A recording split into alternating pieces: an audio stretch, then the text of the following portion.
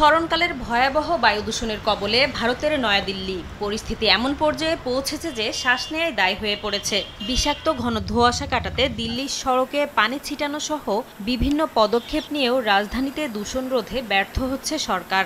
ভারতে প্রতি বছর কৃষি জমির ফসল কাটার পর অবশিষ্টাংশ পুড়িয়ে ফেলার কারণে সৃষ্ট কালো ধোঁয়া ঘন ধোঁয়াশায় রূপ নেয়।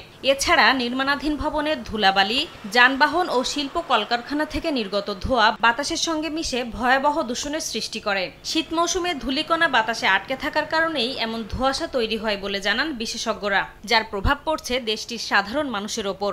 গবেষণায় দেখা গেছে শুধু ভারতেই বায়ু দূষণজনিত নানা রোগের কারণে প্রতি বছর 10 লাখ মানুষ মৃত্যুবরণ করেন। এমনকি শহরের অনেক এলাকায় বায়ু দূষণের মাত্রা বিশ্ব স্বাস্থ্য সংস্থার প্রস্তাবিত নিরাপদ সীমার চেয়ে 50 গুণ বেশি। আগামী সপ্তাহে ঠান্ডা বাতাসের সঙ্গে বায়ুর গুণমান আরও খারাপ হতে পারে বলে আশঙ্কা আবহাওয়া পূর্বাভাসকারীদের।